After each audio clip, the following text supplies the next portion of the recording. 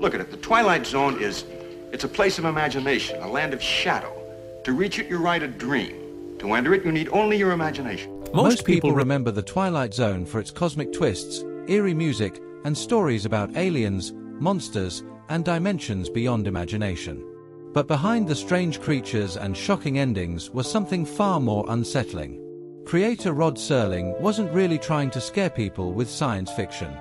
He was trying to expose the darkness hiding inside society itself. And for years, he got away with it. Every week, audiences tuned in expecting suspense and mystery. But hidden beneath the supernatural plots were stories about racism, war, paranoia, greed, and fear.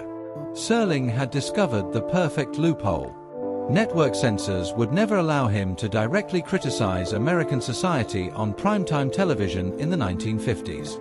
But if those same themes were disguised through aliens, time travel, or cursed objects, suddenly, the networks looked the other way. That strategy turned the Twilight Zone into one of the most groundbreaking shows in television history. But eventually, one episode crossed a line so controversial that CBS practically erased it from existence. The episode was called The Encounter. When it aired in 1964, it looked like a simple psychological thriller. A World War II veteran named Fenton invites a young Japanese-American man named Arthur into his attic. At first, the conversation feels harmless. But sitting in the room is a samurai sword Fenton brought back from the war, and as tensions rise, the sword seems to unleash something ugly buried deep inside both men. What follows is one of the darkest conversations the Twilight Zone ever attempted. The episode digs into wartime hatred, racism, guilt, and the trauma left behind by Pearl Harbor. But the real controversy came from its implications about Japanese Americans during World War II. Many viewers and advocacy groups were furious, believing the episode unfairly portrayed Japanese Americans as suspicious or disloyal during one of the most painful periods in American history. And the backlash was immediate.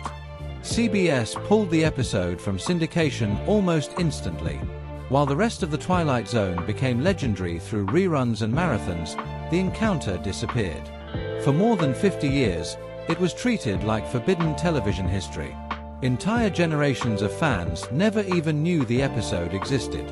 Ironically, this controversy was exactly the kind of battle Rod Serling had been fighting his entire career. Before creating the Twilight Zone, Serling constantly clashed with sponsors and network executives who censored his work. One of the biggest turning points came after he tried writing a serious drama inspired by the real-life murder of Emmett Till. Executives watered the script down so heavily that the original message vanished completely. That's when Serling realized something important. If he wanted to tell the truth about America, he couldn't do it directly. He had to hide the message inside fantasy. And that's exactly what made the Twilight Zone revolutionary. The monsters were never the real threat. The real danger was always human nature. Even today, decades after its finale, the show still feels disturbingly modern. Episodes about mob mentality, fear of outsiders, and blind paranoia hit just as hard now as they did in the 1960s. That's because Serling understood something timeless. Society changes its technology, its politics, and its culture, but fear stays the same. And maybe that's why The Encounter remains so fascinating. It wasn't banned because of aliens or horror. It vanished because it forced viewers to confront uncomfortable truths about war, prejudice, and the scars history leaves behind. The episode became proof that sometimes the most controversial stories aren't the ones about fantasy at all. They're the ones that feel a little too real.